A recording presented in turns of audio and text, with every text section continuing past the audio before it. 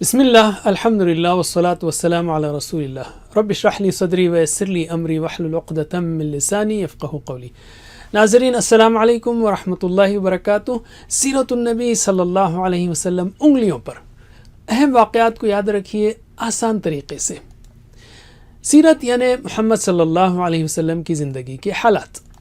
یہ پروگرام ہے روزانہ صرف 5 منٹ کا، صرف 30 دن کے لیے۔ تو اپنے گھر والوں اور دوستوں کے ساتھ مل کر کیجئے، واٹس ایپ وغیرہ کے گروپس بنائیے اور خوب پھیلائیے۔ انشاءاللہ اس کورس کے دوران آہستہ آہستہ آپ ہاتھ کی انگلیوں پر سیرت کے اہم واقعات کو یاد کر لیں گے، اور یہ بھی دیکھیں گے کہ قرآن کے کون سے حصے کب نازل ہوئے، اور سیرت سے کئی اسباق بھی سیکھیں گے انشاءاللہ۔ یاد رکھیے، جب بھی نبی صلی اللہ علیہ وسلم کا نام آئے تو درود پڑھنا چاہیے، ایک مجلس یا ایک لیکچر میں کم از کم ایک بار۔ بہترین درود وہ ہے جو آپ نماز کے آخر میں پڑھتے ہیں، یا کم از کم چھوٹا، جیسے صلی اللہ علیہ وسلم۔ اب ہم لیتے ہیں مکی دور۔ نبی بننے کے بعد آپ صلی اللہ علیہ وسلم مکے میں 13 سال اسلام کی دعوت دیتے رہے۔ ان سالوں کو ہم نبوی سال کہیں گے، یعنی 1 نبوی سے 13 نبوی تک۔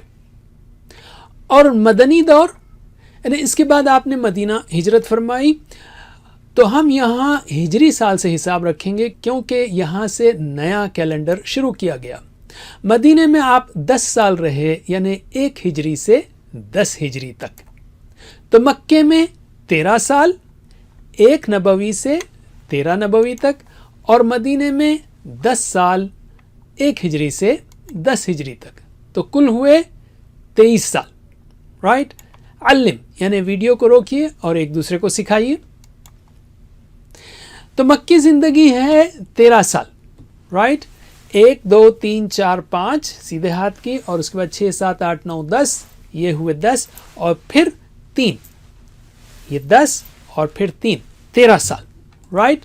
اس کے ہم 4 حصے کریں گے، 3 سال، 2 سال، 5 سال اور 3 سال۔ پھر سے 3 سال، 2 سال، 5 سال اور پھر 3 سال۔ 3 2 5 اور 3، پھر سے 3 2 5 اور 3۔ علم، پریکٹس کیجئے۔ اب ہم لیتے ہیں سٹیجز۔ 3 سال میں خفیہ دعوت ہوئی، اس کے بعد 2 سال میں کھلی تبلیغ شروع ہوئی، تو قریش کی طرف سے بڑی مخالفت ہوئی اور ظلم شروع ہو گیا۔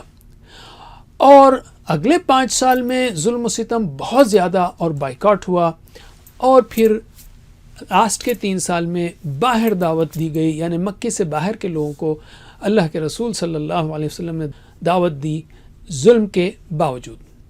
تو خفیہ دعوت، کھلی تبلیغ، ظلم و ستم، باہر دعوت۔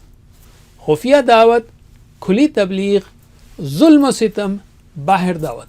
خفیہ دعوت، کھلی تبلیغ، ظلم و ستم، باہر دعوت۔ یاد رکھیے اس کو، علم۔ اب ہم لیتے ہیں مدنی زندگی کو۔ مدنی زندگی ہیں 10 سال۔ رائٹ؟ 10 سال، وہ 1 2 3 4 5 6 7 8 9 10۔ اور اس کے ہم 3 حصے لیتے ہیں، 5 سال، 3 سال اور 2 سال۔ تو انگلیوں کے ساتھ 5 سال، 3 سال، 2 سال، 5 3 2، 5 3 2۔ علم، سکھائیے ایک دوسرے کو۔ 5 سال، پہلے 5 سال ہیں ہجرت سے لے کر حدیبیہ تک۔ رائٹ؟ اور اس کے بعد حدیبیہ سے فتح مکہ تک، اور اس کے بعد آخری 2 سال میں تقریباً سارا عرب مسلم۔ تو ہجرت سے حدیبیہ، حدیبیہ سے فتح مکہ، اور آخر میں سارا عرب مسلم۔ ہجرت سے حدیبیہ، فتح مکہ، سارا عرب، حدیبیہ، مکہ، سارا عرب۔ علم۔ تو یہ ہوئے پورے 23 سال۔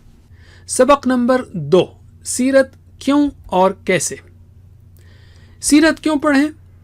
نمبر 1، آخرت کی کامیابی کے لیے، اس لیے کہ اللہ کی اطاعت کرنا ہو تو رسول کی اتباع کرنی ہوگی۔ اتباع کا مطلب کیا؟ محبت کے ساتھ اطاعت کرنا۔ آپ صلی اللہ علیہ وسلم نے پوری زندگی کو اللہ کی عبادت میں گزارا. زندگی کے ہر پہلو مثلا نماز، روزہ، سونا، جاگنا، لین دین وغیرہ میں بہترین عبادت کی.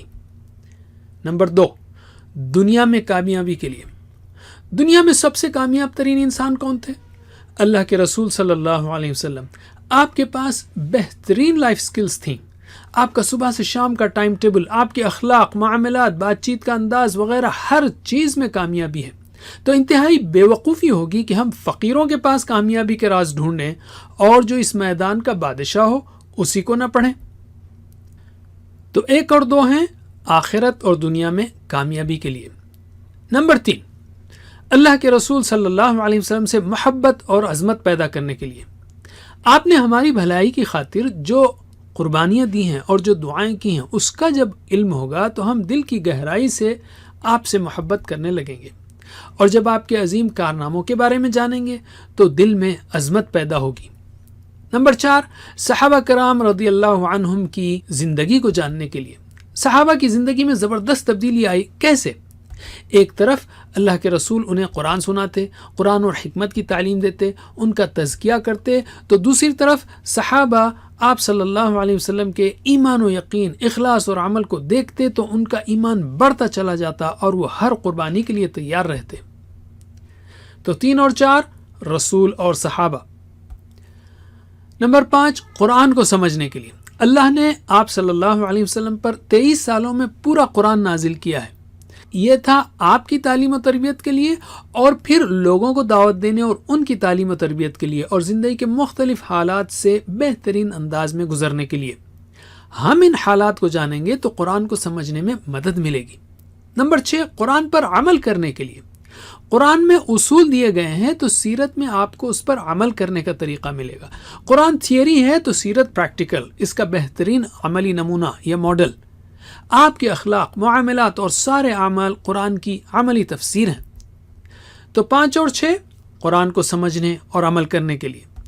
نمبر 7، اپنے ایمان کو اور اللہ کے ساتھ اچھی امیدوں کو بڑھانے کے لیے. آپ صلی اللہ علیہ وسلم نے اللہ کے بھروسے سخت ترین حالات میں کامیابیاں حاصل کی ہیں. اس سے اللہ پر ایمان بڑھتا ہے کہ جو اللہ کی ہدایت پر چلے وہ کبھی ناکام نہیں ہو سکتا، اور آپ کے رسول ہونے پر بھی ایمان بڑھتا ہے کہ عام انسان کو اتنی بڑی کامیابی ہرگز نہیں مل سکتی. نمبر 8، دل کی خوشی اور سکون کے لیے. آپ اس کائنات کے بہترین انسان کے بارے میں پڑھیں گے تو یقیناً آپ کو خوشی ہوگی اور دل کو سکون ملے گا. تو 7 اور 8 کیا ہیں؟ ایمان اور خوشی کے لیے. نمبر 9، آپ صلی اللہ علیہ وسلم کے طریقوں کو دیکھ کر اسلام کی دعوت کو بہترین انداز میں پیش کرنے کے لیے. اس لیے کہ آپ بہترین داعی تھے اور بہترین بات چیت کا فن یعنی کمیونیکیشن سکلز آپ کے پاس تھیں. نمبر 10، آپ کے خلاف ہونے والے پروپیگنڈوں کا جواب دینے کے لیے.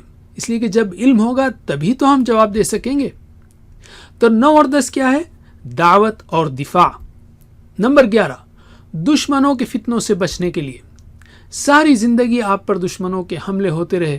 اللہ نے آپ کو زبردست معاملہ فہمی اور حالات کا تجزیہ یعنی سچویشن کی انالیسس کی صلاحیت دی تھی. دشمنوں کو بدترین ناکامی ہوئی.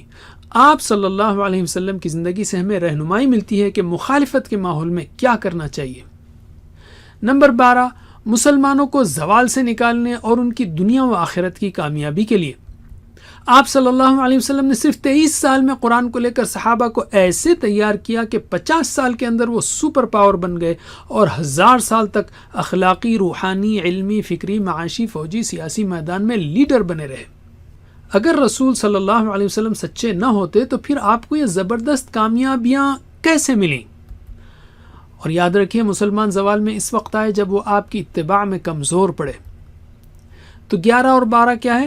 فتنے اور زوال. تو یہ 12 اہم وجوہات ہیں سیرت کو پڑھنے کی. سیرت کیسے پڑھیں؟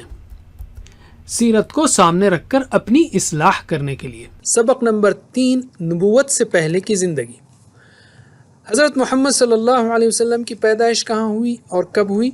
آپ صلی اللہ علیہ وسلم کی پیدائش تقریباً 1500 سال پہلے مکے میں ہوئی. ربیع الاول کا مہینہ تھا. یہ آپ کے والد کا نام عبداللہ تھا، والدہ کا آمنہ اور دادا کا نام عبد المطلب. آپ کا قبیلہ سب سے زیادہ عزت والا قبیلہ تھا اور آپ ابراہیم علیہ السلام کی شریف نسل سے تھے۔ مکہ کے لوگ ابراہیم علیہ السلام کے دین پر تھے مگر ان میں شرک اور برائیاں آ گئی تھیں۔ ولادت سے پہلے 2 ماہ پہلے والد کا انتقال ہوا، آپ یتیم پیدا ہوئے۔ والدہ آمنہ کے پاس، پھر عرب کی روایت کے مطابق حلیمہ سعدیہ کے پاس بھیج دیے گئے۔ 4 یا 5ویں سال آپ کی واپسی ہوئی۔ 6 سال میں والدہ کی وفات ہوئی، دادا عبد المطلب نے پرورش کی۔ 8 سال میں دادا کا انتقال ہوا تو چچا ابو طالب کے پاس آپ کی پرورش ہوئی۔ اس سے ہم کیا اسباق لے سکتے ہیں کہ بچپن ہی میں جس کو اتنے سارے غم ملیں تو اس کا کامیاب ہونا بہت مشکل ہے، لیکن اللہ تعالیٰ نے آپ صلی اللہ علیہ وسلم کو دنیا کا عظیم الشان اور کامیاب انسان بنا دیا۔ یہ کامیابی بھی رسول صلی اللہ علیہ وسلم کا ایک معجزہ ہے۔ کتنی بار آپ نے شام کا سفر کیا اور نکاح کب ہوا؟ پہلی بار 12 سال میں چچا کے ساتھ آپ نے شام کا سفر کیا، لیکن درمیان ہی سے حفاظت کی خاطر واپس کر دیے گئے۔ 25 سال میں خدیجہ رضی اللہ عنہا کی درخواست پر تجارت کی غرض سے آپ صلی اللہ علیہ وسلم نے سفر کیا۔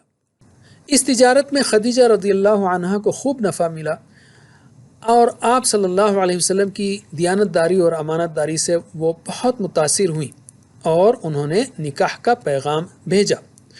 تو 25 سال کی عمر میں آپ صلی اللہ علیہ وسلم نے خدیجہ رضی اللہ عنہا سے نکاح کیا، جبکہ خدیجہ رضی اللہ عنہا 40 سال کی تھیں۔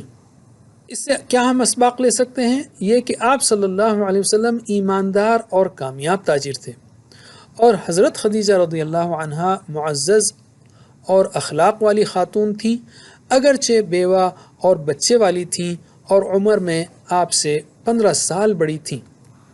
علم نبوت سے پہلے آپ کی زندگی کیسی تھی؟ آپ صلی اللہ علیہ وسلم نے کبھی بتوں کی پوجا نہیں کی، گناہ یا شرم و حیا کے خلاف کبھی کوئی کام نہیں کیا۔ آپ ایماندار، سچے اور اچھے اخلاق والے تھے۔ آپ تو امین اور صادق کے نام سے مشہور ہو گئے تھے۔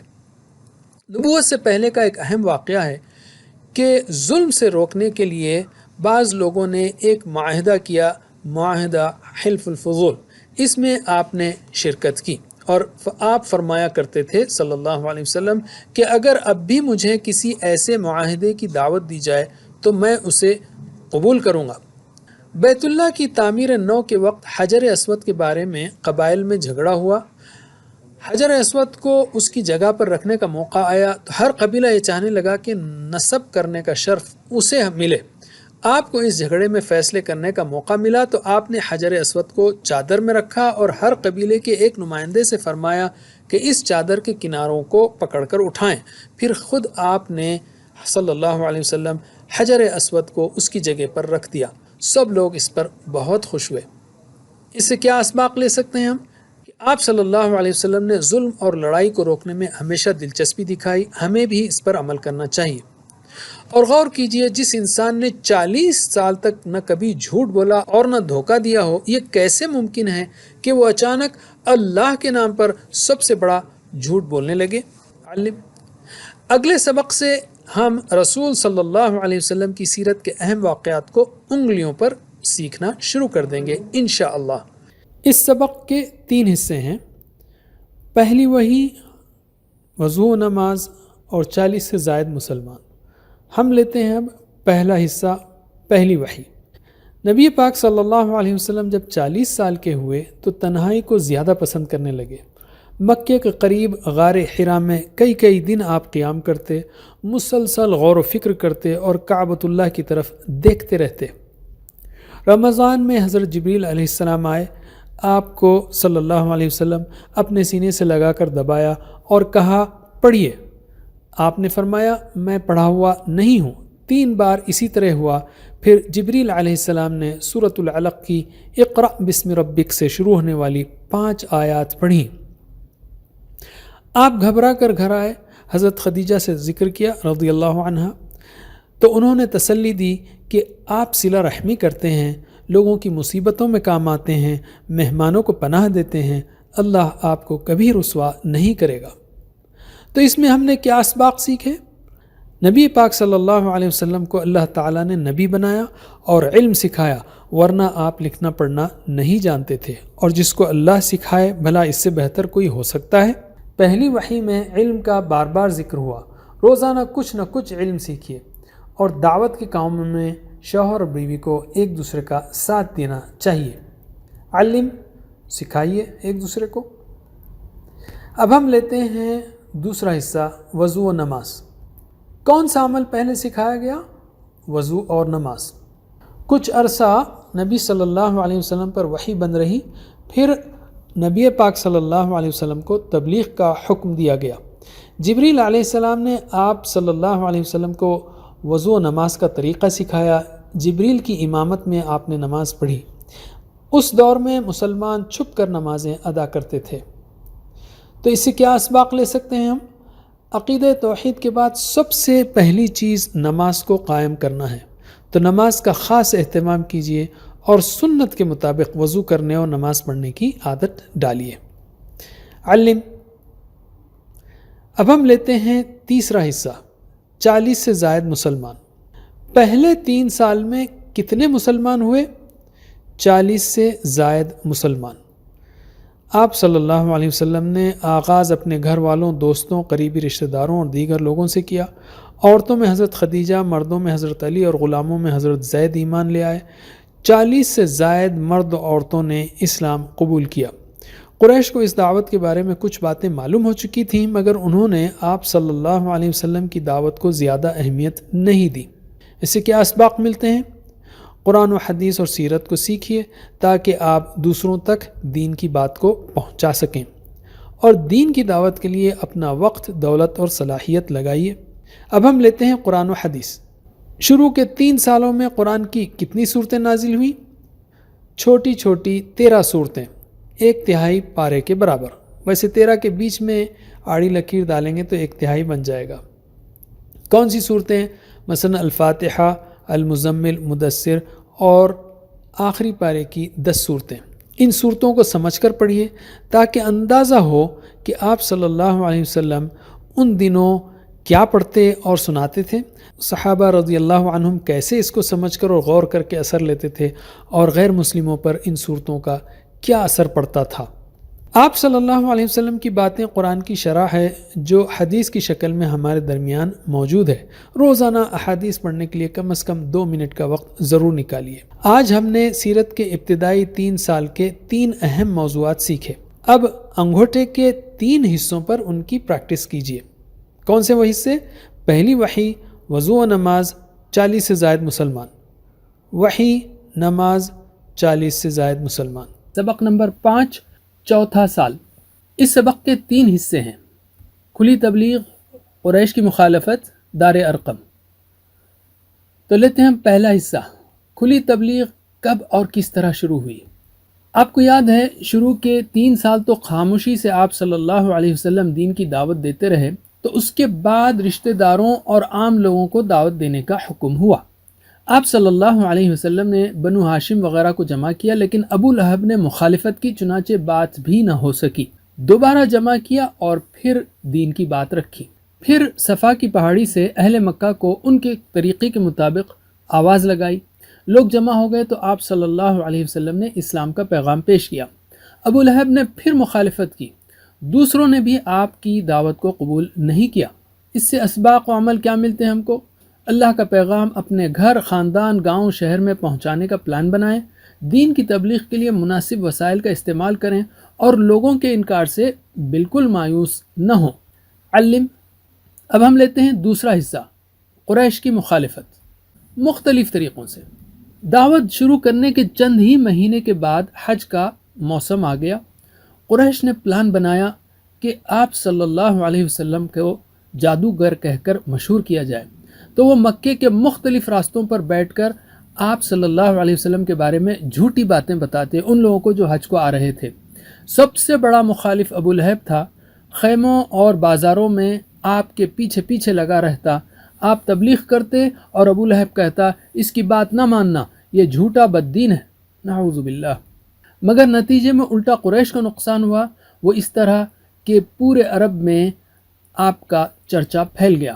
قریش کی مخالفت کے مختلف طریقے تھے، مثلا اہل ایمان کا مذاق اڑانا، تحقیر کرنا، الزامات لگانا، گالیاں دینا وغیرہ، رسول اکرم صلی اللہ علیہ وسلم کی تعلیمات کو جھٹلانا، بگاڑ کر پیش کرنا اور شکوک و شبہات پیدا کرنا، اسی طرح جھوٹی اور بیکار کہانیوں سے قرآن کا مقابلہ کرنا وغیرہ۔ اسباق و عمل، دین کی تبلیغ میں مشکلات آ سکتی ہیں، مگر اللہ کی مدد پر یقین رکھیں اور اپنا کام کریں۔ لوگوں کی باتوں کے بجائے دین کو معتبر ذرائع سے سیکھیں، اصل ذرائع سے سیکھیں، اور دین کی دعوت کے لیے کتابیں پڑھیں اور علماء کو سنیں۔ علم۔ اب ہم لیتے ہیں تیسرا حصہ، دار ارقم۔ رسول صلی اللہ علیہ وسلم نے تربیت کے لیے کہاں مرکز بنایا؟ دار ارقم میں۔ اسلام کو پھیلتا دیکھ کر قریش کے سرداروں نے طے کیا کہ اہل ایمان کو خوب ستایا جائے۔ رسول اللہ صلی اللہ علیہ وسلم کو عام مسلمانوں اور خاص کر غلاموں کو بڑی تکلیفیں دینا شروع کی۔ اس ظلم و ستم سے بچنے کے لیے آپ نے دعوت و تربیت کے لیے دار ارقم کو مرکز بنایا، جو حضرت ارقم رضی اللہ عنہ کا گھر تھا اور صفا کی پہاڑی پر واقع تھا۔ یہاں اسلام قبول کرنے والے لوگ بھی آتے اور نبی کریم صلی اللہ علیہ وسلم مسلمانوں کی تربیت بھی کرتے۔ اسباق و عمل، اپنے معاشرے کو ظلم کرنے نیز ظلم سے بچانے کے لیے مناسب کوشش کریں۔ بچوں، بڑوں، مردوں، عورتوں سبھی کی تربیت کے لیے مناسب انتظام کریں۔ علم۔ اب ہم لیتے ہیں قرآن و حدیث۔ مکی زندگی کے دوسرے دور یعنی سن 4 اور 5 نبوی میں دین کی دعوت اور مسلمانوں کی تربیت کے لیے قرآن کی تقریباً 42 صورتیں نازل ہوئیں، کم و بیش 5 پاروں کے برابر، اور وہ صورتیں ان پاروں میں ہیں، ان پاروں میں دوسری صورتیں بھی ہیں۔ ان صورتوں کو سمجھ کر پڑھیے تاکہ کچھ اندازہ ہو کہ آپ صلی اللہ علیہ وسلم ان دنوں کیا پڑھتے اور سناتے تھے، صحابہ کیسے اس کو سمجھ کر اور غور کر کے اثر لیتے تھے، اور غیر مسلموں پر ان صورتوں کا کیا اثر پڑتا تھا۔ ان پاروں میں کم از کم یہ پارے یاد رکھ لیجئے: 15، 16، 21، 27، 29، 30۔ ان کا بڑا حصہ ان صورتوں پر مشتمل ہے۔ حدیث، کیا ہم نہیں چاہتے کہ احادیث کی مجلس میں بیٹھیں اور رسول صلی اللہ علیہ وسلم کی بہترین نصیحتوں کو سنیں اور تربیت حاصل کریں؟ تو روزانہ کچھ وقت حدیث پڑھنے کے لیے ضرور نکالیے۔ آج ہم نے سیرت کے چوتھے سال کے بارے میں 3 اہم موضوعات سیکھیں: کھلی تبلیغ، قریش کی مخالفت، دار ارقم، یا مختصراً تبلیغ، مخالفت، ارقم۔ دائیں ہاتھ کی چوتھی انگلی کے 3 حصوں پر ان کی مشق کیجیے۔ علم۔ سبق نمبر 6، 5واں سال۔ اس سبق کے 3 حصے ہیں: ظلم و ستم عروج پر، ہجرت حبشہ، قریش ناکام۔ تو ہم لیتے ہیں پہلا حصہ، ظلم و ستم عروج پر کب ہوا؟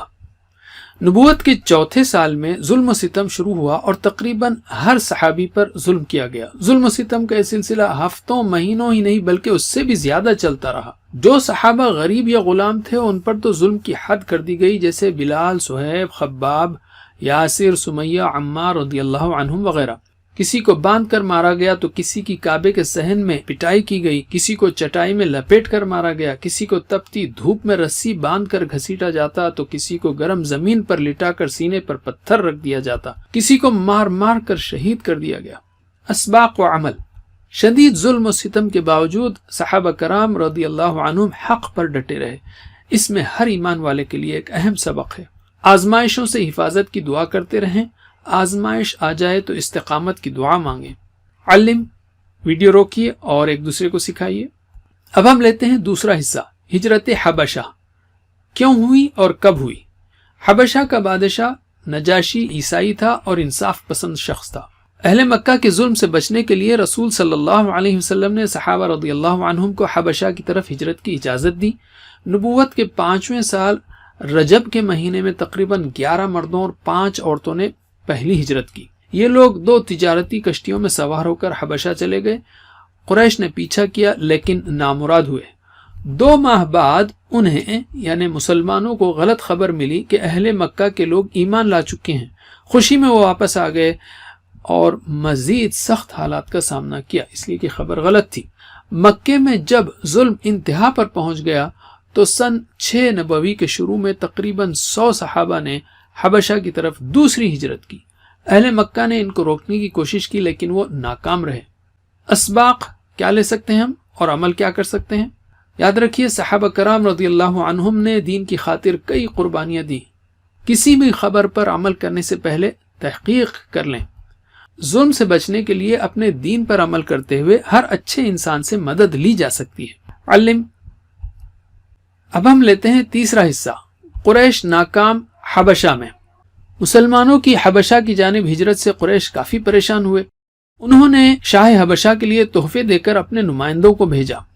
نمائندے شاہ حبشہ سے ملے اور کہا ان مسلمانوں نے اپنے باپ دادا کا دین چھوڑ کر نیا دین ایجاد کیا ہے، انہیں واپس کر دیا جائے۔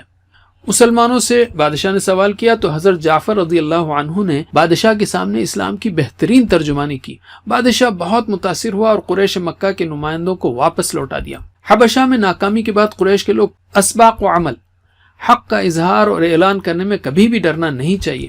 سوالوں کا جواب حکمت کے ساتھ سوچ سمجھ کر دیجیے۔ جو لوگ حق کو جانتے ہیں وہ کبھی بھی حق کا ساتھ دینے میں پیچھے نہیں ہٹتے۔ علم۔ اب ہم لیتے ہیں قرآن و حدیث۔ مکی زندگی کے دوسرے دور یعنی سن 4 اور 5 نبوی میں دین کی دعوت اور مسلمانوں کی تربیت کے لیے قرآن کی تقریباً 42 صورتیں نازل ہوئیں، اور ہم نے آپ کو بتایا کہ آپ کو اس میں کم از کم یہ پارے یاد رکھنا ہے جس میں 38 صورتیں آ جاتی ہیں: 15، 16، 21، 27، 29، 30۔ 15، 16، 21، 27، 29، 30۔ حدیث یاد رکھیے، کتنی عجیب بات ہوگی کہ ہم محمد صلی اللہ علیہ وسلم کے کاموں کے بارے میں تو سنیں، لیکن آپ نے جو صحابہ کو اور عام لوگوں کو نصیحتیں کی ہیں اس سے غافل رہیں۔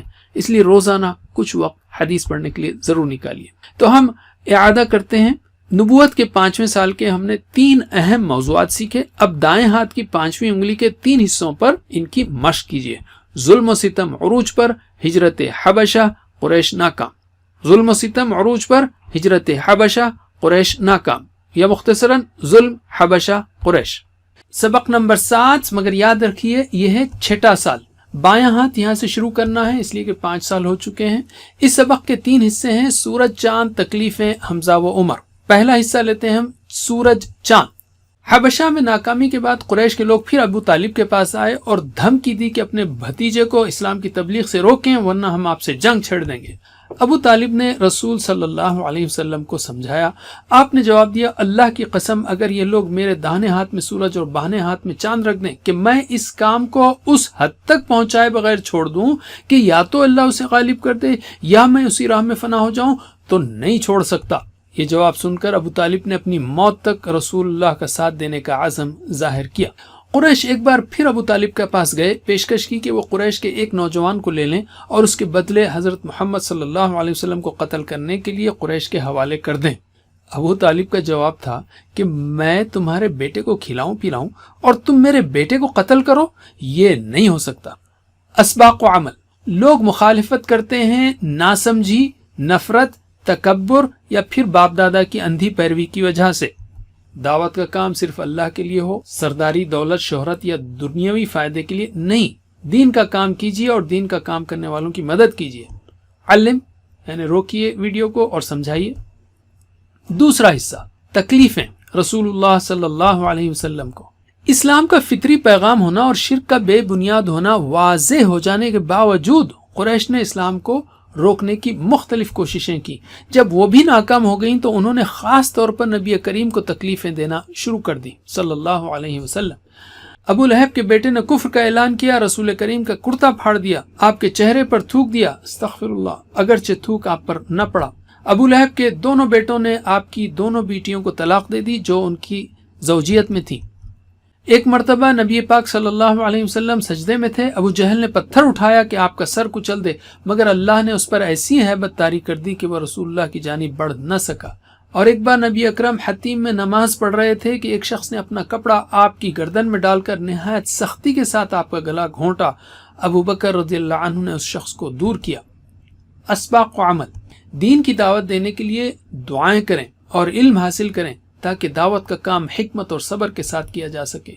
دعوت کے کام میں مشکلات کا آنا آزمائش ہے اور اسی کا اجر ہے۔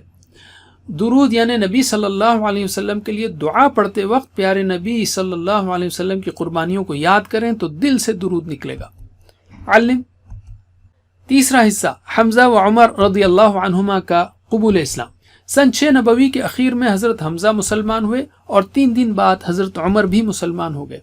نبی کریم صلی اللہ علیہ وسلم نے حضرت عمر کے اسلام لانے کے لیے دعا فرمائی تھی۔ حضرت عمر کا مکے میں رعب تھا، ان کے اسلام لانے سے مشرکین کو نقصان ہوا اور مسلمانوں کو طاقت ملی۔ دین کی تبلیغ سے روکنے کے لیے قریش کی جانب سے عتبہ آیا اور اس نے آپ صلی اللہ علیہ وسلم کو بادشاہت، عورت، دولت وغیرہ کی پیشکش کی۔ نبی پاک صلی اللہ علیہ وسلم نے اس کے جواب میں قرآن کی چند آیتیں تلاوت فرمائیں۔ اگرچہ اس نے کوئی جواب نہیں دیا لیکن وہ بہت متاثر ہو کر لوٹا۔ آپ صلی اللہ علیہ وسلم کا جواب اکثر قرآن سے ہوتا تھا، اس لیے کہ اللہ نے آپ کو قرآن پہنچانے کا کام دیا تھا۔ اسباق و عمل، ہر ایک کے لیے ہدایت کی دعا کریں، چاہے وہ اسلام کا دشمن کیوں نہ ہو۔ علم اور عمل اور قوت کے اعتبار سے ایسا انسان بننے کی کوشش کیجیے جس سے اچھے لوگوں کو مدد ملے۔ قرآن کو کم از کم اتنا تو سمجھیں کہ دعوت دیتے وقت مناسب آیات سے اس کے ترجمے سے پیغام دے سکیں۔ علم۔ اب ہم لیتے ہیں قرآن۔ نزول کے اعتبار سے قرآنی پاروں کو 4 بڑے حصوں میں تقسیم کیا جا سکتا ہے جو یہاں پر دی گئی ہیں۔ تیسرے دور میں یعنی 6 سے 10 نبوی میں یہ 20 صورتیں نازل ہوئیں جو یہاں پر دی گئی ہیں۔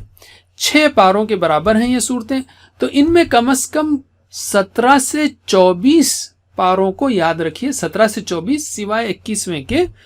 ان پاروں میں دوسری مکی اور مدنی صورتیں بھی ہیں۔ اب ہم لیتے ہیں حدیث۔ قرآن کو سمجھانے، حکمت کی باتیں بتانے اور صحابہ کرام رضی اللہ عنہم کا تزکیہ کرنے کے لیے نبی پاک صلی اللہ علیہ وسلم نے کئی باتیں بتائیں جو احادیث میں ہیں۔ روزانہ 1-2 منٹ ہی صحیح احادیث کو ضرور پڑھیے۔ تو ہم نے نبوت کے 6 سال کے 3 اہم موضوعات سیکھے، تو اب بائیں ہاتھ کی چھوٹی انگلی کے 3 حصوں پر ان کی مشق کیجیے۔ سورج و چاند، تکلیفیں رسول اللہ صلی اللہ علیہ وسلم کو، اور حمزہ و عمر رضی اللہ عنہما کا قبول اسلام۔ سورج چاند، تکلیفیں، حمزہ و عمر۔ سورج چاند، تکلیفیں، حمزہ و عمر۔ سبق نمبر 8 جس میں ہم لیں گے 7واں، 8واں اور 9واں سال مکی دور کا۔ یاد رکھیے ہم کو بایاں ہاتھ استعمال کرنا ہے، اور اس سبق کے 3 حصے ہیں: حفاظت، بائیکاٹ اور حج میں دعوت۔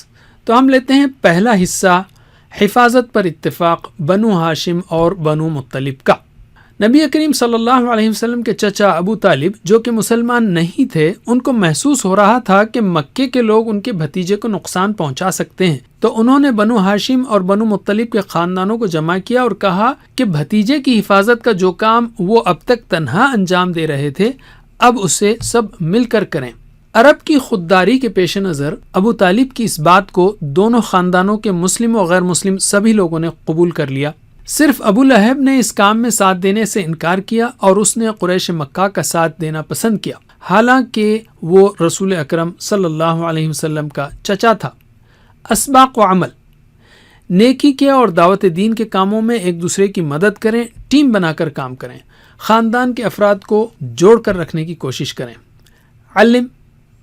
دوسرا حصہ، بائیکاٹ بنو ہاشم اور بنو مطلب کا۔ قریش نے جب دیکھا کہ بنو ہاشم اور بنو مطلب حضرت محمد صلی اللہ علیہ وسلم کی حفاظت کے لیے تیار ہو گئے ہیں، تو وہ سمجھ گئے کہ اگر وہ نبی پاک کو قتل کرنے کی کوشش کریں گے تو خطرناک جنگ چھڑ جائے گی۔ اس لیے قتل کا منصوبہ چھوڑ کر انہوں نے بائیکاٹ کا ظالمانہ معاہدہ بنایا، اور وہ معاہدہ یہ تھا کہ مکے کے مشرک لوگ بنو ہاشم و بنو مطلب والوں سے نہ شادی بیاہ کریں گے، نہ کوئی خرید و فروخت کی جائے گی، نہ ان سے میل جول رکھیں گے اور نہ ان سے بات چیت کریں گے، نہ ہی کوئی رعایت کی جائے گی اور نہ ہی صلح کی جائے گی، اور یہ بائیکاٹ اس وقت تک جاری رکھا جائے گا جب تک کہ رسول صلی اللہ علیہ وسلم کو ان کے حوالے نہ کر دیا جائے۔ 1 محرم سن 7 نبوی میں یہ تحریر لکھی گئی اور اسے کعبے کی چھت سے لٹکا دیا گیا۔ ابو طالب بنو ہاشم اور بنو مطلب کو ساتھ لے کر شعب ابی طالب نامی گھاٹی میں مقیم ہو گئے۔ اس گھاٹی میں رسول اللہ صلی اللہ علیہ وسلم اور صحابہ کرام رضی اللہ عنہم نے 3 سال تک نہایت ہی سخت حالات میں زندگی گزاری۔ اب ہم لیتے ہیں اسباق و عمل۔ دین کا ساتھ دینے کے لیے مختلف لوگوں کو تیار کیجیے۔ دعوت و تبلیغ کی راہ میں مشکل آئے تو اللہ سے دعا کیجیے کہ وہ صبر کرنے کی توفیق دے۔ علم۔ اب ہم لیتے ہیں تیسرا حصہ، حج میں دعوت و تبلیغ۔ اس 3 سالہ بائیکاٹ نے بھی رسول اللہ صلی اللہ علیہ وسلم اور صحابہ کرام کے دینی جذبے کو کم نہ کیا۔ لوگ حج کے لیے عرب کے کئی مقامات سے آتے تھے، تو نبی کریم اور صحابہ کرام ان لوگوں کے پاس جاتے اور ان کو اسلام کی دعوت دیتے۔ اکثر قبیلوں کا جواب انکار کا ہوتا تھا۔ اسباق و عمل، پیارے نبی صلی اللہ علیہ وسلم نے مشکل ترین حالات میں بھی دعوت کا کام جاری رکھا۔ انسان کے اختیار میں دین کی دعوت دینا ہے، ہدایت تو بس اللہ ہی دیتا ہے۔ تو دعوت دین کے مواقع تلاش کیجیے اور نئے اور بہتر طریقوں سے دعوت پیش کیجیے، چاہے وہ آمنے سامنے ہو یا سوشل میڈیا کے ذریعے ہو۔ ہر ہفتہ اس کے لیے کچھ وقت اور پیسہ نکالیے۔ علم۔ اب ہم لیتے ہیں قرآن کو۔ تیسرے دور میں یعنی 6 سے 10 نبوی میں 20 صورتیں نازل ہوئی اور اس کی اکثر صورتیں 17 سے 24 میں ہیں سوائے 21ویں پارے کے۔ اس کو کم از کم یاد رکھیے۔ یہ صورتیں ان سخت حالات میں ایک طرف قریش کو اعتراضات کا بہترین جواب دیتی ہیں، دوسری طرف صحابہ کرام کے ایمان کو زبردست مضبوط کرتی اور آخرت کے وعدوں پر یقین کو بڑھاتے ہوئے قربانی کے لیے تیار کرتی ہیں۔ ہم آج بھی اور ہر دور میں ان صورتوں سے خوب فائدہ اٹھا سکتے ہیں، انہیں سمجھ کر پڑھیے۔ ہم لیتے ہیں حدیث۔ صحابہ کرام رضی اللہ عنہم رسول اللہ صلی اللہ علیہ وسلم کی روزانہ کی زندگی کو دیکھتے تھے جو سیرت کی کتابوں میں ہے، ساتھ ہی ساتھ وہ آپ کی باتوں کو بھی ادب، شوق اور اہتمام سے سنتے اور اس پر عمل کرتے تھے۔ اس لیے آپ صلی اللہ علیہ وسلم سے محبت کا تقاضا ہے کہ ہم آپ کی احادیث کو پڑھنے کے لیے تھوڑا سا وقت ضرور نکالیں۔ تو ہم نے نبوت کے 7ویں، 8ویں اور 9ویں سال کے 3 اہم موضوعات سیکھے۔ اب بائیں ہاتھ کی دوسری انگلی کے 3 حصوں پر اس کی مشق کیجیے۔ حفاظت پر اتفاق، بنو ہاشم کا بائیکاٹ اور حجم دعوت، یا مختصراً حفاظت، بائیکاٹ اور دعوت۔ سبق نمبر 9 ہے، لیکن اس میں ہم لے رہے ہیں 10واں سال مکی دور کا۔ بائیں ہاتھ کو استعمال کیجیے۔ اس سبق کے 3 حصے ہیں: بائیکاٹ ختم، غم کا سال، طائف۔ پہلا حصہ لیتے ہیں ہم، بائیکاٹ ختم۔ کب ہوا؟ قریش کا ہر شخص اس معاہدے سے یعنی بائیکاٹ کے معاہدے سے راضی نہ تھا، چنانچہ ان کے بعض ہمدرد لوگوں نے اس ظالمانہ بائیکاٹ کو ختم کرنے کی مہم چلائی۔ ابو طالب کو رسول اللہ صلی اللہ علیہ وسلم نے خبر دی کہ بائیکاٹ کے صحیفے کو کیڑوں نے چاٹ لیا ہے، صرف اللہ تعالیٰ کا نام باقی ہے۔ ابو طالب نے قریش سے کہا کہ اگر محمد کی بات سچ ثابت ہوئی تو پھر اس بائیکاٹ کو ختم کرنا ہوگا۔ کعبے کی چھت پر لٹکایا ہوا بائیکاٹ کا صحیفہ پھاڑنے کے لیے نکالا گیا تو اسے ویسا ہی پایا جیسا کہ رسول اللہ صلی اللہ علیہ وسلم نے خبر دی تھی۔ نبوت کے 10ویں سال محرم کے مہینے میں بائیکاٹ ختم ہوا اور رسول اللہ نے پھر دین کی دعوت کا کام شروع کر دیا۔ قریش آخری بار ابو طالب کے پاس پھر سے آئے اور کہا اپنے بھتیجے کو پابند کیجیے۔ آپ صلی اللہ علیہ وسلم کا جواب تھا لا الہ الا اللہ کہہ دو اور شرک سے باز آ جاؤ۔ اسباق و عمل، خیر اور نیکی کے کاموں میں ایک دوسرے کی مدد کریں، بے گناہوں اور مظلوموں کی مدد کرنے کے لیے اجتماعی طور پر کوشش کیجیے۔ علم۔ اب ہم لیتے ہیں دوسرا حصہ، غم کا سال۔ کسے کہا جاتا ہے؟ نبوت کے 10ویں سال کو۔ اس سال 2 بڑے واقعات پیش آئے۔ ساری زندگی حضرت محمد صلی اللہ علیہ وسلم کی حمایت کرنے والے چچا ابو طالب دنیا سے رخصت ہو گئے۔ اسی سال ماہ رمضان میں حضرت خدیجہ رضی اللہ عنہا کا بھی انتقال ہو گیا۔ ان دونوں نے سخت حالات کے باوجود آپ صلی اللہ علیہ وسلم کو بھرپور سہارا دیا تھا اور دشمنوں کے مقابلے میں آپ کی کھل کر حمایت کی تھی۔ ایک ہی سال میں ان دونوں کی وفات پا جانے سے رسول اکرم کو بڑا صدمہ پہنچا۔ اب مشرکین مکہ کی جسارت اور بڑھ گئی تھی اور وہ کھل کر رسول اللہ صلی اللہ علیہ وسلم کو تکلیفیں پہنچانے لگے۔ حضرت خدیجہ کے وصال کے بعد رسول اللہ نے حضرت سودا بنت زمعہ سے نکاح فرمایا رضی اللہ عنہا، جو ایک بیوہ خاتون تھی اور ان کی عمر 65 سے اوپر تھی۔ اسباق و عمل، میاں بیوی اور گھر والوں کو دین کے کاموں میں ایک دوسرے کا ساتھ دینا چاہیے۔ دکھوں اور غموں پر صبر کرنے کی عادت ڈالیے، اللہ کے پاس ملنے والے اجر کا یقین رکھیے۔ علم۔ اب ہم لیتے ہیں تیسرا حصہ، طائف کا سفر۔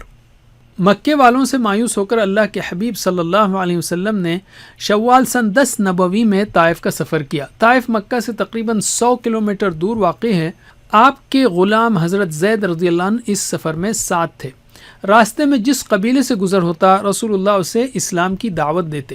رسول اللہ نے طائف کے سرداروں کو بھی دعوت دی مگر کسی نے بھی اسلام قبول نہ کیا۔ انہوں نے آپ صلی اللہ علیہ وسلم کے پیچھے شریر اور اوباش لڑکوں کو لگا دیا جو آپ کو گالیاں دیتے اور آپ پر پتھر پھینکتے۔ آپ کی مبارک ایڑیوں پر اتنے زخم آئے کہ دونوں جوتے خون میں بھیگ گئے۔ حضرت زید نے بچاؤ کیا جس سے ان کے سر میں بھی کئی جگہ چوٹ آئی۔ رسول اللہ صلی اللہ علیہ وسلم نے ایک باغ میں پناہ لی۔ تھوڑا اطمینان ہوا تو اللہ سے دعا کی۔ جبریل علیہ السلام پہاڑوں کے فرشتوں کے ساتھ آئے اور کہا حکم دے تو ابھی طائف والوں کو 2 پہاڑوں کے درمیان پیس کر رکھ دیا جائے۔ آپ صلی اللہ علیہ وسلم نے منع فرمایا اور امید ظاہر کی کہ ان کی نسلوں میں اہل ایمان پیدا ہوں گے۔ طائف سے واپسی کے دوران جنات کی ایک جماعت آپ کے پاس آئی اور اسلام قبول کیا۔ اسباق و عمل، دعوت میں مشکلات پیش آئیں تو اللہ سے مدد طلب کریں اور یاد رکھیں کہ انبیاء اکرام کے ساتھ بہت سخت حالات پیش آئے ہیں۔ دین کی خاطر اللہ کے رسول صلی اللہ علیہ وسلم نے کئی قربانیاں دیں، آپ نے دین کا پیغام پھیلانے کی نصیحت بھی کی۔ یہ کتنی خراب بات ہوگی کہ نہ ہم دین کا کام کریں اور نہ دین کا کام کرنے والوں کی مدد کریں۔ علم، قرآن، جیسا کہ ہم نے اس سے پہلے کہا، اس دور میں 6 سے 10 نبوی میں تقریباً 6 پاروں کے برابر قرآن نازل ہوا ہے۔ اس میں 17 سے 24 کو خاص یاد رکھیے سوائے 21 کے، اور یہ بھی یاد رکھیے کہ اس سختی اور مشکلات کے دور میں آپ صلی اللہ علیہ وسلم ان صورتوں کو کس کیفیت کے ساتھ تہجد اور دیگر نمازوں میں پڑھتے ہوں گے اور صحابہ کو سناتے اور سکھاتے ہوں گے، اور صحابہ بھی ان صورتوں سے کس طرح ایمانی قوت حاصل کرتے ہوں گے۔ حدیث کو بھی پڑھنے کی کوشش کیجیے، اس لیے کہ آپ صلی اللہ علیہ وسلم کی باتیں قرآن کی شرح اور تزکیہ و حکمت کی تعلیم تھی۔ ارادہ کیجیے کہ اس سال کم از کم کوئی ایک کتاب ضرور پڑھیں گے حدیث کی انشاءاللہ۔ تو اعادہ کرتے ہیں ہم نبوت کے 10ویں سال کے ہم نے 3 اہم موضوعات سیکھے، تو بائیں ہاتھ کے انگوٹے پر پریکٹس کیجیے۔ بائیکاٹ ختم، غم کا سال، طائف کا سفر، یا مختصراً بائیکاٹ ختم، غم اور طائف۔ سبق نمبر 10 جس میں ہم 11واں سال لیں گے، یاد رکھیے 10واں سبق ہے لیکن سال 11 ہے۔ دائیں ہاتھ کو استعمال کریں گے ہم اس بار بھی، لیکن تھوڑا سا نیچے رکھتے ہوئے تاکہ پہلے سالوں سے یہ مکس نہ ہو۔ اس سبق کے 3 حصے ہیں: دعوت جاری، قبول اسلام، 6 مدینہ والے۔ تو پہلا حصہ لیتے ہیں ہم دعوت جاری۔ اس وقت مکے کا ماحول سازگار نہ تھا، لیکن رسول صلی اللہ علیہ وسلم نے طائف سے کسی اور جگہ جانے کے بجائے مکہ ہی لوٹنا پسند کیا، جہاں آپ نے دین کی دعوت اور صحابہ کی تربیت کا کام جاری رکھا۔ شدید مخالفت کے باوجود آپ دین کی دعوت کا کوئی موقع ہاتھ سے جانے نہ دیتے۔ دین کی تبلیغ کی خاطر آپ نے ہر وہ کام کیا جو آپ کے بس میں تھا۔ جس سے ملاقات ممکن ہوتی آپ اس سے ملتے، اور جہاں جانا ممکن ہوتا آپ وہاں دین کا پیغام لے کر پہنچ جاتے۔ اسباق و عمل، روزانہ کچھ منٹ ہی صحیح گھر والوں کے ساتھ قرآن، حدیث اور سیرت ترتیب کے ساتھ پڑھیں۔ دین کا بنیادی پیغام سیکھیں اور پہنچانے کی پوری کوشش کریں۔ دین کی خاطر کبھی کبھی اطراف کے علاقوں میں بھی جائیں۔ علم، یعنی روکیے اور ایک دوسرے کو سکھائیے۔ دوسرا حصہ، قبول اسلام، مشہور افراد کا۔ طائف سے مکہ واپسی کے بعد نبی کریم صلی اللہ علیہ وسلم نے حج کے لیے آنے والوں میں دعوت دی۔ ایک ایک قبیلے کو آپ دین کی دعوت دیتے۔ کھلی تبلیغ کے بعد پچھلے 10 سالوں میں آپ نے حج کے لیے آنے والے کئی قبائل اور افراد کو دعوت دی، لیکن کسی نے اسلام قبول نہ کیا۔ البتہ 11ویں نبوی کے حج میں چند مشہور افراد نے اسلام قبول کیا۔ مثلا حضرت سوید شاعر تھے اور سمجھدار آدمی تھے۔ رسول صلی اللہ علیہ وسلم نے انہیں قرآن پڑھ کر سنایا تو کہا کہ یہ تو بہت ہی اچھا کلام ہے، اور پھر اسلام قبول کر لیا۔ حضرت طفیل رضی اللہ عنہ قبیلہ دوس کے سردار تھے۔ مشرکین مکہ نے انہیں رسول صلی اللہ علیہ وسلم کے تعلق سے بہکا دیا تھا، تو انہوں نے کانوں میں روئی ٹھونس لی کہ کہیں محمد کی باتیں کان میں نہ چلی جائیں۔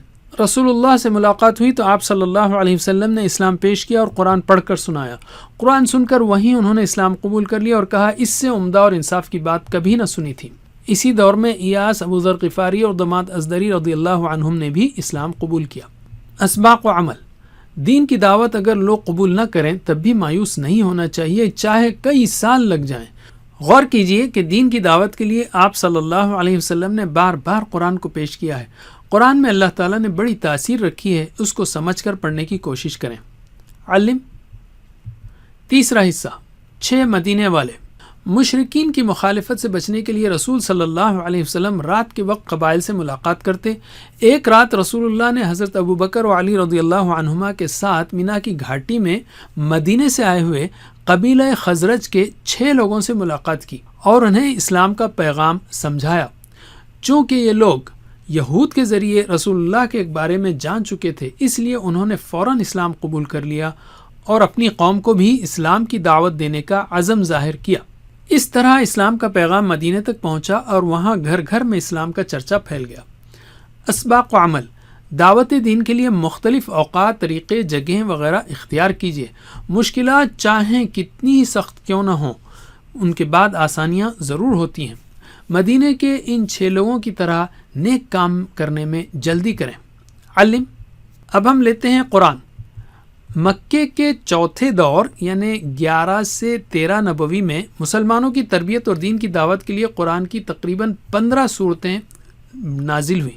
ان صورتوں کو سمجھ کر پڑھیے تاکہ کچھ اندازہ ہو کہ کس طرح اللہ نے ان سخت اوقات میں اہل ایمان کی تربیت فرمائی اور آج کے حالات میں ہم ان سے کس طرح فائدہ اٹھا سکتے ہیں. یہ ہیں وہ پارے جس میں یہ صورتیں آئی ہیں. اس میں کم از کم 7 سے 14 اور 25 کو یاد رکھیے سوائے 10 کے. 7 سے 14 اور 25 سوائے 10 کے. حدیث. سوچیے کہ کس طرح قرآن نے اور حضرت محمد صلی اللہ علیہ وسلم کی باتوں نے صحابہ کرام کی زندگیوں کو ایمان، صبر، استقامت اور قربانیوں سے بھر دیا کہ اتنی شدید مخالفت کے باوجود وہ اسلام پر جمے رہے. اس لیے روزانہ احادیث کو پڑھیے. مثلا آپ صلی اللہ علیہ وسلم نے فرمایا قیامت کے دن میزان یعنی ترازو میں خوش اخلاقی سے زیادہ بھاری کوئی چیز نہ ہوگی. تو اعادہ کرتے ہیں ہم. نبوت کے 11ویں سال کے ہم نے 3 اہم موضوعات سیکھے. دائیں ہاتھ کے انگوٹے پر ان کی پریکٹس کیجئے. دعوت جاری، قبول اسلام، مدینہ والے. دعوت اسلام 6. سبق نمبر 11 جس میں ہم 12واں سال لیں گے مکی دور کا. یاد رکھیے دایاں ہاتھ استعمال کرنا ہے. اس سبق کے 3 حصے ہیں. معراج، پہلی بیعت 12 سے، اور مصعب رضی اللہ عنہ مدینے میں.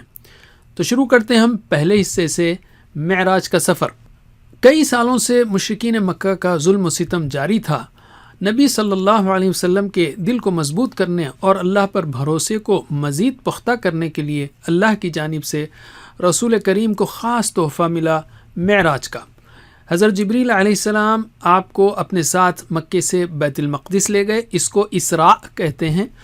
بیت المقدس میں آپ نے تمام انبیاء کی امامت فرمائی. پھر جبریل علیہ السلام آپ صلی اللہ علیہ وسلم کو آسمانوں پر لے گئے. اس کو معراج کہتے ہیں. وہاں آپ کو 7 آسمانوں کی سیر کرائی گئی. ہر آسمان پر آپ صلی اللہ علیہ وسلم نے مختلف انبیاء کرام سے ملاقات کی. جنت و دوزخ کے بھی مناظر آپ کو دکھائے گئے. اسی معراج کے سفر میں امت مسلمہ پر 5 وقت کی نمازیں فرض کی گئیں. نیز سورہ بقرہ کی آخری 2 آیتیں بھی عطا کی گئیں. واپسی کے بعد مکے والوں نے اسراء و معراج کے بارے میں سن کر خوب مذاق اڑایا اور جادوگر کہا. حضرت ابو بکر رضی اللہ عنہ نے اس کی تصدیق فرمائی. اس پر ان کو صدیق کا لقب ملا. اسباق و عمل. معراج کے اس واقعے سے پتہ چلتا ہے کہ اللہ کے نزدیک رسول اللہ صلی اللہ علیہ وسلم کا مقام کتنا بلند ہے. کیا ہم بھی پیارے نبی کے اس بلند مرتبے کی قدر کرتے ہیں؟ فرض نمازیں پابندی کے ساتھ ادا کیجیے اور دوسروں کو بھی حکمت کے ساتھ اس کی دعوت دیجیے. اب ہم لیتے ہیں دوسرا حصہ، پہلی بیعت 12 سے. سن 11 نبوی میں حج کے موقع سے خزرج کے 6 آدمیوں نے اسلام قبول کر لیا تھا اور رسول صلی اللہ علیہ وسلم سے وعدہ کیا تھا کہ اپنی قوم میں جا کر دین اسلام کی تبلیغ کریں گے. تو 12 نبوی میں حج کے موقع سے مدینے سے 12 افراد آپ کی خدمت میں حاضر ہوئے. ان لوگوں نے رسول اللہ سے مینا میں ایک عقبہ یعنی گھاٹی کے پاس ملاقات کی. آپ سے چند باتوں پر بیعت کی. اس کو پہلی بیعت عقبہ کہتے ہیں. اسباق و عمل.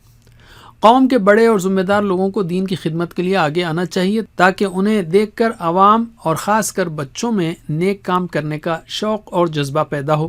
خود میں دینی غیرت اور ایمانی قوت پیدا کیجیے اور اپنے اخلاق کو بہتر بنائیے تاکہ دوسرے لوگ بھی اسلام کو صحیح طور پر سمجھ سکیں.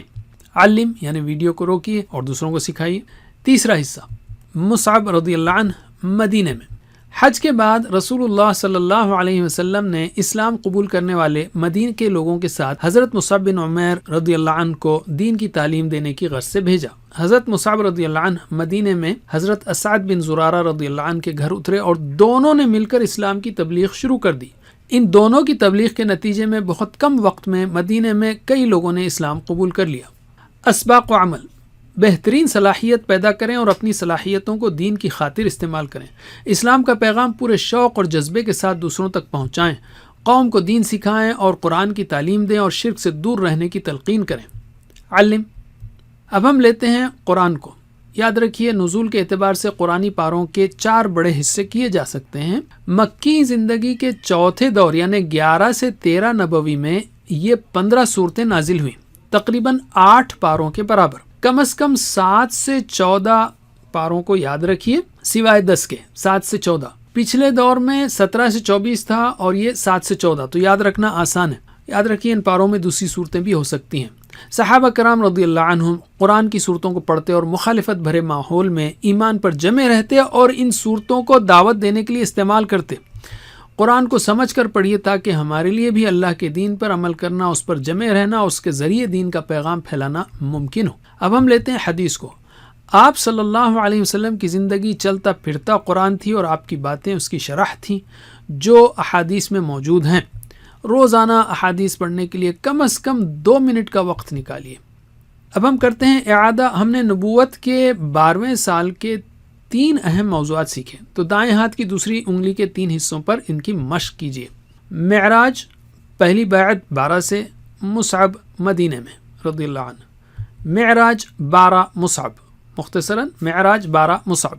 سبق نمبر 12 جس میں ہم 13واں سال لیں گے، 12واں سبق لیکن 13واں سال ہے۔ دائیں ہاتھ کو استعمال کرنا ہے آپ کو، اور یاد رکھیے سبق کے 3 حصے ہیں۔ دوسری بیعت 72 کی، اجازت ہجرت اور قتل کی سازش و ہجرت۔ تو ہم لیتے ہیں پہلا حصہ، دوسری بیعت 72 سے۔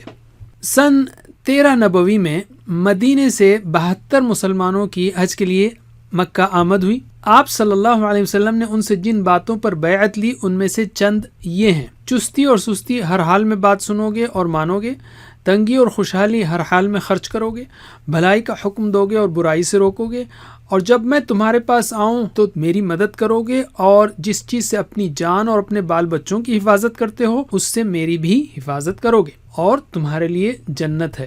اسباق و عمل، بیعت کی ہر بات کی روشنی میں اپنے آپ کو جانچیے، ہجرت کی اسپرٹ اور مقصد کو یاد رکھیے۔ رسول اللہ صلی اللہ علیہ وسلم نے فرمایا، مہاجر وہ ہے جو ان کاموں کو چھوڑ دے جن سے اللہ نے منع فرمایا۔ علم، اب ہم لیتے ہیں دوسرا حصہ، اجازت ہجرت، یعنی اجازت ہجرت کی عام مسلمانوں کو۔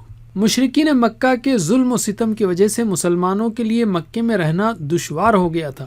اب مدینے میں اسلام پروان چڑھنے لگا تو دوسری بیعت کے بعد آپ صلی اللہ علیہ وسلم نے مسلمانوں کو مدینے کی طرف ہجرت کرنے کی اجازت دے دی اور اہل ایمان آہستہ آہستہ ہجرت کرنے لگے۔ صحابہ کرام رضی اللہ عنہم نے ہجرت کی خاطر بڑی قربانیاں دیں۔ کسی کو گھر بار مال و اسباب چھوڑنا پڑا تو کسی کو تجارت اور کاروبار، رشتہ دار، باپ بھائی بیوی بچے وغیرہ، مگر وہ خوش تھے کہ اب مدینہ جا کر پوری آزادی سے ایک اللہ کی عبادت کر سکیں گے۔ اسباق و عمل، اللہ کے نیک بندے اپنے ایمان کی حفاظت کی خاطر ہجرت کرنے سے بھی پیچھے نہیں ہٹتے۔ ہر دور میں دین حق کی نہ صرف مخالفت کی گئی بلکہ سچے دین کے ماننے والوں کو مختلف تکلیفوں کا سامنا بھی کرنا پڑا، مگر آخرکار حق غالب ہو کر رہا۔ علم، اب ہم لیتے ہیں تیسرا حصہ، قتل کی سازش و ہجرت۔ یہ ہے 14 نبوی کے شروع میں قتل کی سازش اور ہجرت رسول اللہ صلی اللہ علیہ وسلم کی۔ جب مشرکین مکہ نے دیکھا کہ مسلمان مدینہ میں جمع ہونے لگے ہیں تو انہیں ڈر ہوا کہ رسول اللہ وہاں جا کر ایک مضبوط جماعت تیار کر لیں گے اور یہ قریش کے لیے بہت بڑا خطرہ بن جائے گا۔ اس لیے سن 14 نبوی کے شروع میں قریش کے سرداروں نے نبی کریم صلی اللہ علیہ وسلم کو قتل کرنے کا پلان بنایا۔ جب رات ذرا تاریک ہو گئی تو قریش کے 11 لوگ نبی صلی اللہ علیہ وسلم کے گھر کے دروازے پر بیٹھ گئے تاکہ آپ کے سو جانے کے بعد آپ پر ٹوٹ پڑیں۔ اللہ تعالیٰ نے آپ صلی اللہ علیہ وسلم کو اس کی خبر دے دی۔ آپ نے ایک مٹھی لے کر ان لوگوں پر ڈالی، وہ آپ کو دیکھ بھی نہ سکے اور آپ صلی اللہ علیہ وسلم گھر سے نکل گئے۔ آپ صلی اللہ علیہ وسلم سیدھے ابو بکر صدیق رضی اللہ عنہ کے گھر آئے اور انہیں ساتھ لے کر غار سور میں پناہ لی۔ 3 دنوں تک وہیں ٹھہرے رہے، پھر 1 ربیع الاول کو مدینے کی طرف نکل پڑے۔ اسباق و عمل، اسلام کے خلاف ہونے والی چھوٹی بڑی سازشوں سے گھبرانا نہیں چاہیے بلکہ اللہ کی ذات پر مکمل اعتماد رکھتے ہوئے احتیاطی تدابیر اختیار کرنا چاہیے۔ علم، اب ہم لیتے ہیں قرآن کو۔ یاد رکھیے مکی زندگی کے چوتھے دور یعنی 11 سے 13 نبوی میں 15 صورتیں نازل ہوئیں جو یہاں دی گئی ہیں، تقریباً 8 پاروں کے برابر۔ اس میں سے کم 7 سے 14 کو یاد رکھیے سوائے 10 کے۔ ان پاروں میں دوسری صورتیں بھی ہیں۔ قرآن کا زیادہ تر حصہ انہی 3 سالوں میں نازل ہوا، تو ان صورتوں کو سمجھ کر پڑھیے تاکہ کچھ اندازہ ہو کہ کس طرح اللہ تعالیٰ نے مسلمانوں کی تربیت کی ہے اور کس طرح انکار کرنے والوں کو سخت وارننگ دی گئی ہے، کیونکہ کئی سال گزر چکے تھے ان کو دعوت دیتے دیتے۔ حدیث کو لیں گے اب۔ قرآن مجید کی آیات اور حضرت محمد صلی اللہ علیہ وسلم کی احادیث نے صحابہ کرام رضی اللہ عنہم کی زندگیوں میں ایمان کو اتنا مضبوط کر دیا تھا کہ ان کے لیے بڑی سے بڑی قربانی، چاہے وہ ہجرت ہو، یہ قربانی دینا ان کے لیے مشکل نہیں تھا۔ اپنے ایمان کی مضبوطی کے لیے روزانہ کم از کم ایک حدیث ضرور پڑھیے۔ مثلا آپ صلی اللہ علیہ وسلم نے فرمایا، مسلمان کا بھائی ہوتا ہے۔ اب ہم لیتے ہیں اعادہ۔ نبوت کے 13ویں سال کے ہم نے 3 اہم موضوعات سیکھے، تو دائیں ہاتھ کی تیسری انگلی پر ان کی پریکٹس کیجیے، اور وہ ہیں دوسری بیعت 72 سے، اجازت ہجرت اور قتل کی سازش اور ہجرت، یا مختصراً 72 اجازت ہجرت۔ سبق نمبر 13 جس میں ہم اعادہ کریں گے مکی دور کا۔ یاد رکھیے رمضان 1 نبوی میں حضرت جبریل علیہ السلام آپ صلی اللہ علیہ وسلم کے پاس وحی لے کر آئے، اور سفر یعنی 14 نبوی کے شروع میں آپ نے مکہ سے مدینہ کی جانب ہجرت کی، تو مکی دور بنتا ہے 13 سالوں کا۔ ان میں آپ صلی اللہ علیہ وسلم اسلام کی دعوت دیتے رہے۔ ان سالوں کو ہم نبوی سال کہتے ہیں، یعنی 1 نبوی سے 13 نبوی تک۔ علم یعنی ویڈیو روکیے اور سکھائیے۔ مکی زندگی کے 13 سال ہیں، اس کے 4 دور ہیں۔ کون سے؟ یہ سیکھ لیا آپ نے، 3 سال، 2 سال، 5 سال اور 3 سال۔ 3، 2، 5 اور 3۔ علم کس طرح کرنا ہے آپ کو؟ 3، 2، 5 اور 3۔ علم۔ اور یہ دور ہیں خفیہ دعوت، کھلی تبلیغ، ظلم و ستم اور باہر دعوت۔ خفیہ دعوت، کھلی تبلیغ، ظلم و ستم، باہر دعوت۔ علم۔ ہر انگلی کے اب ہم 3 حصوں کو پھر سے یاد کریں گے، ریوائز کریں گے، اور مختصراً۔ پہلی وحی نماز و وضو 40 مسلمان، پہلی وحی نماز 40، پہلی وحی نماز 40۔ علم۔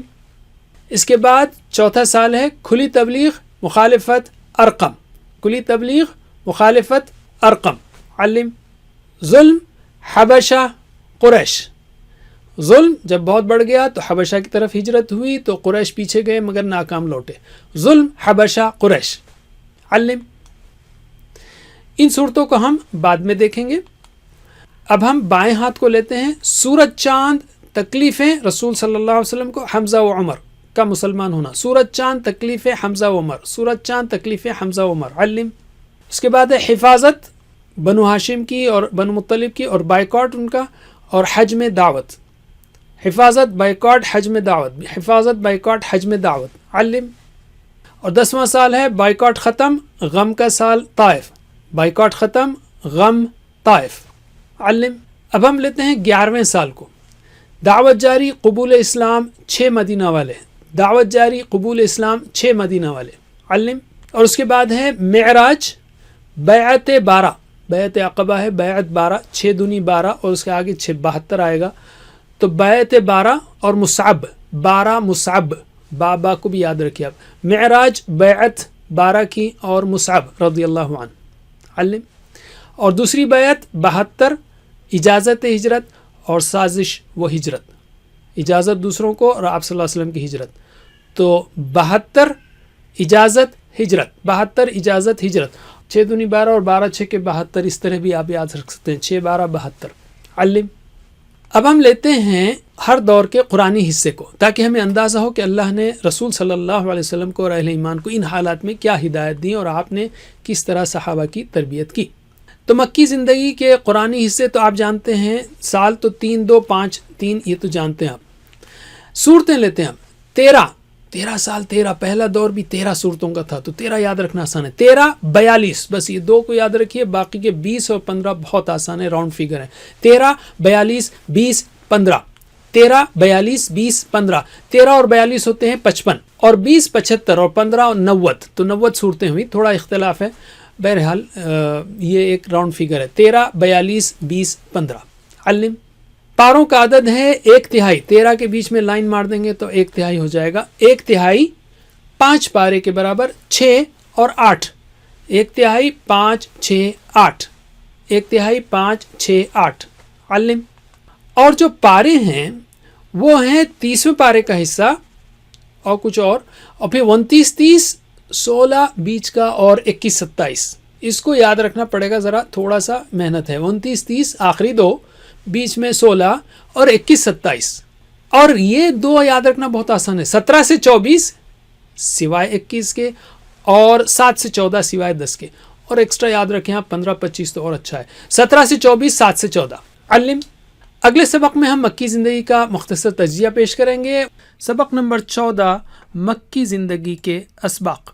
عربوں کی حالت اسلام سے پہلے جو تھی اس کا نقشہ حضرت جعفر رضی اللہ عنہ نے حبشہ کے بادشاہ نجاشی کے سامنے پیش کیا۔ فرمایا ہم جاہلیت میں مبتلا لوگ تھے، بتوں کو پوجتے اور مردار کھاتے تھے، بدکاریاں کرتے، قرابت داروں سے تعلقات توڑ دیتے، ہمسایوں سے بدسلوکی کرتے تھے، اور ہم میں سے طاقتور کمزور کو کھا جاتا تھا، یعنی لوگ قبیلے وغیرہ ایک دوسرے پر حملے کرتے، لوٹتے وغیرہ۔ علم یعنی ویڈیو کو روکیے اور سکھائیے۔ ہم اسی حالت میں تھے کہ اللہ نے ہماری ہدایت کے لیے ہم ہی میں سے ایک ایسا رسول بھیجا جس کا عالی نسب ہونا، سچا و امانت دار ہونا اور پاک دامن ہونا ہمیں پہلے سے معلوم تھا۔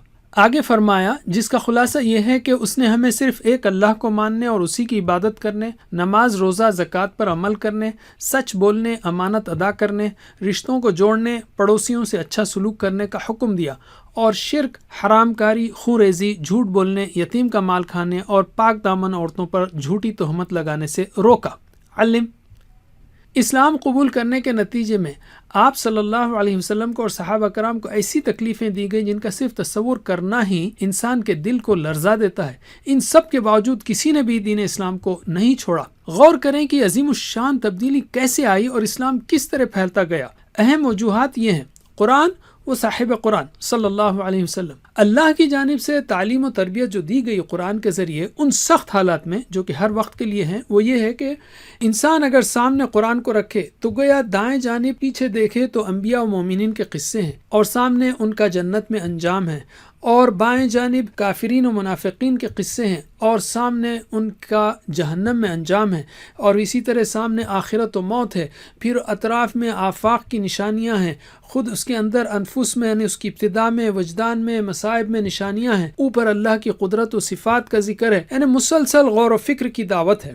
علم تو گویا اس کے علاوہ رسول صلی اللہ علیہ وسلم و سابقون و مسلمین و فرشتوں کا ذکر، تو بائیں جانب کفار و شیاطین و منافقین کا ذکر، یعنی سامنے پیچھے اوپر نیچے ہر طرف سے قرآن نے سوچنے کا انداز بدل دیا۔ قرآنی مضامین کو یوں بیان کیا جا سکتا ہے کہ عقائد، عبادات، نشانیاں، احکام، مثالیں، قصص، اعجاز وغیرہ۔ علم قرآن کی جو خوبیاں ہیں وہ یہ ہے کہ ایک طرف وہ ابدی حقیقتوں کو بیان کرنے والا ہے، جیسے اللہ کے بارے میں، دنیا کے بارے میں، آخرت کے بارے میں وغیرہ، پھر دلیلوں سے بھرپور ہے، دل و دماغ، احساسات و جذبات کو اپیل کرنے والا، اس کے مضامین میں کوئی ٹکراؤ نہیں، بہترین اخلاق والی اور پاکیزہ باتوں کا مجموعہ، اور بہترین عربی زبان میں۔ علم اور جو پیش کرنے والے تھے رسول صلی اللہ علیہ وسلم، ان کی خوبیاں یہاں صرف چند کا ذکر ہے۔ وہ بہترین اخلاق والے، صادق و امین، سچے ہمدرد تھے، جو دوسروں کو کہتے سب سے پہلے اس پر عمل کرنے والے، صبر و استقامت کے پہاڑ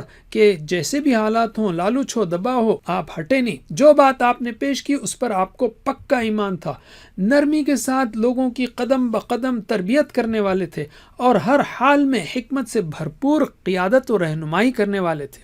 علم یہ دیکھ کر صحابہ کرام آپ صلی اللہ علیہ وسلم کو دل و جان سے چاہتے تھے اور آپ صلی اللہ علیہ وسلم کی ہر بات کو دل سے مانتے تھے۔ علم اور یہی ہے سیرت میں آپ صلی اللہ علیہ وسلم کے ذمے 4 اہم کام تھے: قرآن کو سنانا، صحابہ کی زندگیوں کا تزکیہ کرنا یعنی شرک و برائیوں سے پاک کرنا اور اچھائیوں کو بھرنا، قرآن کی تعلیم دینا اور حکمت کی تعلیم دینا یعنی سنت کی، اور یہ 2 3 4 ملیں گے ہم کو حدیث میں۔ علم تو صحابہ رضی اللہ عنہم نے جب قرآن و سیرت کو دیکھا تو اللہ کی ذات پر ان کا ایمان پکا ہو گیا اور اس پر بھروسہ بھی، آخرت پر پکا ایمان کہ نہ انہیں کوئی لالچ دے سکا اور نہ کوئی انہیں دین سے ہٹا سکا، اور یہ پکا یقین ہو گیا ان کو کہ کامیابی کی جو بشارتیں قرآن میں ہیں یا رسول صلی اللہ علیہ وسلم کی طرف سے ملی وہ ہو کر رہیں گی۔ یہ ایمان کیسے بنا؟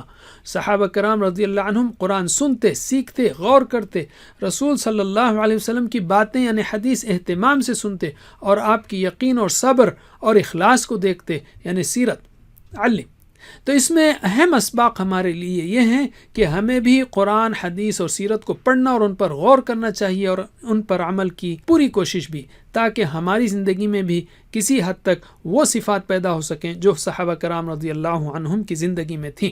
آپ کی تربیت کا نتیجہ کیا ہوا کہ ایسی زبردست جماعت تیار ہوئی کہ تاریخ نے ایسے انسان نہیں دیکھے۔ صرف 100 سال کے اندر انہوں نے دنیا میں عدل و انصاف کی لہریں چلا دیں اور تقریباً 1000 سال تک مسلمان سپر پاور رہے۔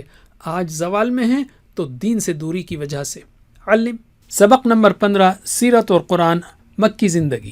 سیرت اور قرآن آپس میں جڑے ہوئے ہیں۔ سیرت کی سب سے مستند، اوتھینٹک یعنی 100% صحیح کتاب کون سی ہے؟ قرآن۔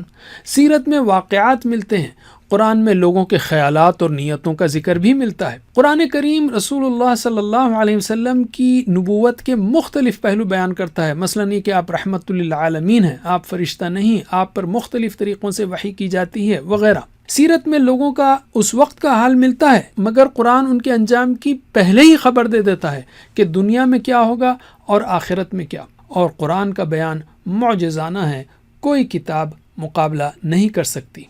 اصل وجہ کیا تھی؟ مسلمانوں کو کشمکش، تکالیف اور جو چیلنجز تھے مکے میں وہ کیوں تھے؟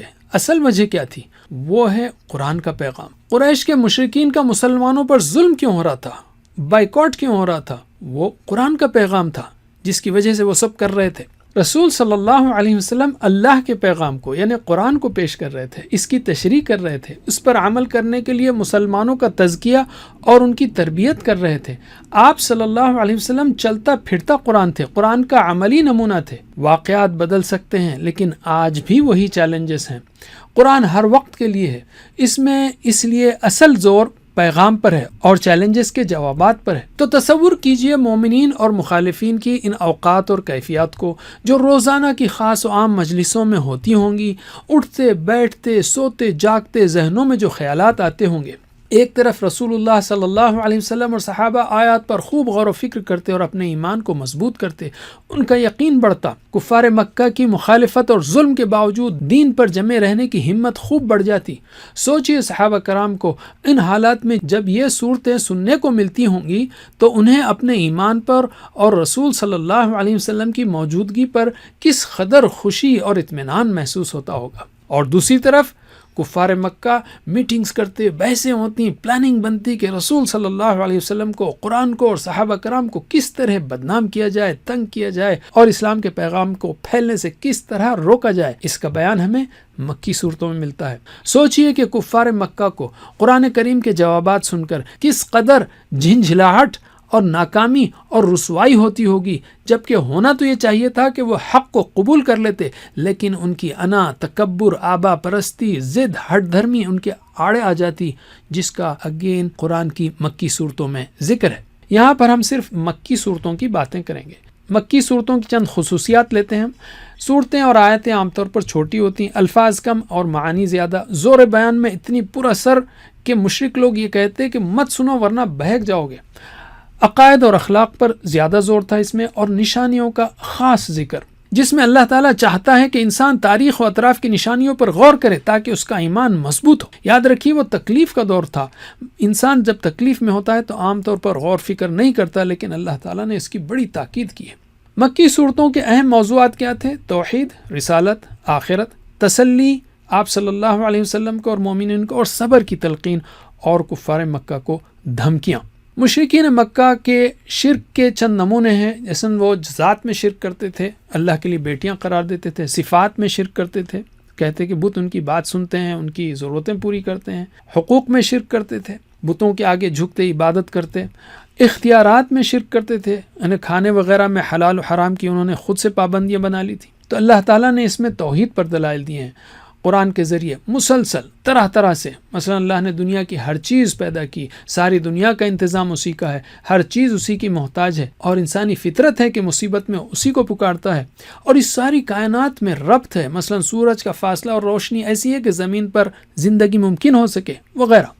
رسول صلی اللہ علیہ وسلم کی رسالت پر مشرکین نے اعتراضات کیا، اس کا بھی ذکر ہے۔ مثلا انہوں نے آپ کو جادوگر، شاعر، کاہن، مجنون، جھوٹے وغیرہ قرار دیا، اور یہ کہا کہ کوئی اور آپ کو قرآن سکھاتا ہے، یہ کہ انسان رسول نہیں ہو سکتا، یا یہ کہ آپ صلی اللہ علیہ وسلم آباء و اجداد کے مخالف ہیں، یا یہ کہ رسالت کسی عہدے اور پیسے والے کو کیوں نہ ملی وغیرہ۔ اللہ کی طرف سے قرآن میں جو جوابات آئے ہیں یہ کہ آپ سچے ہیں، نبوت سے پہلے کی پاک صاف زندگی اس کا ثبوت ہے، تم سب مل کر قرآن کی ایک صورت ہی بنا کر لاؤ، دیکھو، اور یہ کہ آپ صلی اللہ علیہ وسلم کوئی بدلہ نہیں مانگتے، اور یہ کہ آباء و اجداد کی اندھی پیروی مت کرو، عقل کا استعمال کرو، اور اللہ زیادہ جانتا ہے کہ رسول کس کو بنائے وغیرہ۔ علم آخرت پر ان کے اعتراضات کا جواب دیا کہ وہ کہتے تھے دنیا صرف یہی ہے، یہ کھیل تماشا ہے، مرنے کے بعد مٹی میں مل جائیں گے، پھر زندگی ممکن نہیں ہے۔ وہ کہتے تھے کہ آباء و اجداد کو زندہ کر کے بتاؤ وغیرہ۔ اللہ تعالیٰ نے آخرت کی دلیلیں دی، فرمایا ہر چیز مقصد کے تحت پیدا کی گئی ہے، وہ کامل صفات کا مالک ہے، اس میں کوئی نقص نہیں، وہ بے مقصد چیز نہیں کرے گا، اتنی بڑی کائنات کو پیدا کرنے والا ہر چیز پر قادر ہے، ایک بار پیدا کر سکتا ہے تو دوسری بار تو آسان ہے، ہر بارش میں مردہ زمین کو زندہ کرتا ہے وغیرہ۔ یاد رکھیے قرآن روزانہ پڑھا جاتا ہے، بار بار پڑھا جاتا ہے، نمازوں میں سنا جاتا ہے، تو قرآن کو سمجھ کر پڑھیے، اللہ کا پیغام بھی سمجھ میں آئے گا اور سیرت رسول صلی اللہ علیہ وسلم کے کئی پہلو بھی۔ جزاکم اللہ خیر، کوئز کرنا مت بھولیے۔ والسلام علیکم ورحمۃ اللہ۔